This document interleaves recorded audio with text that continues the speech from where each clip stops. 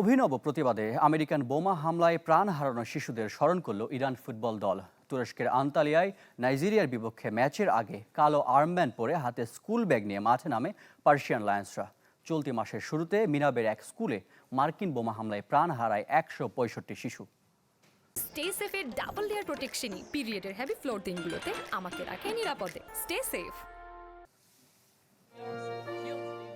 হাতে school bag, চোখের কোণে লুকানো জল। দেশ জুড়ে যখন যুদ্ধের দামামা, তখন হাজারো মাইল দূরে দেশের প্রতিনিধিত্ব করা ইরান ফুটবল দলের প্রতিবাদের ভাষা স্মরণ করিয়ে দিল মার্কিনীদের বর্বরতার কথা। চলতি যুদ্ধের প্রথম দিন ২৮ ফেব্রুয়ারি ইরানের মিনাব শহরের সাজারে তায়েবে স্কুলে আমেরিকার বোমা হামলায় প্রাণ হারায় ১৬৫ শিশু। তুরস্কের আন্তালিয়ায় নাইজেরিয়ার বিপক্ষে প্রীতি ম্যাচের আগে তার অভিনব প্রতিবাদ জানায় পার্সিয়ান লায়ন্সরা। মিনাবে আমাদের শিশুদের উপর নির্মমভাবে ২ বার বোমা মারা হয়েছে।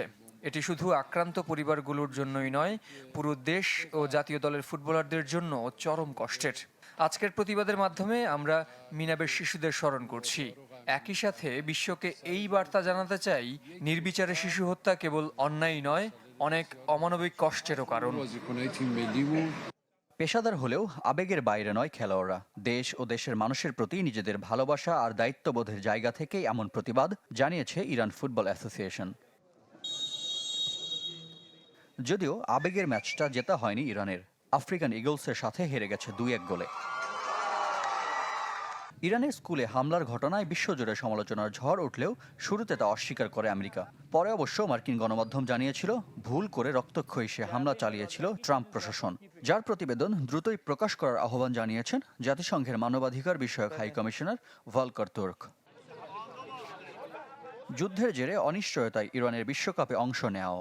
যদিও গ্রেটেস্ট শো অন আর্থের প্রস্তুতি হিসেবে তুরস্কের আমন্ত্রণে ৪ জাতির টুর্নামেন্টে অংশ নিয়েছে দেশটি। দ্বিতীয় ম্যাচে মঙ্গলবার তাদের প্রতিপক্ষ কোস্টারিকা। রিফাত হোসেন, চ্যানেল 24।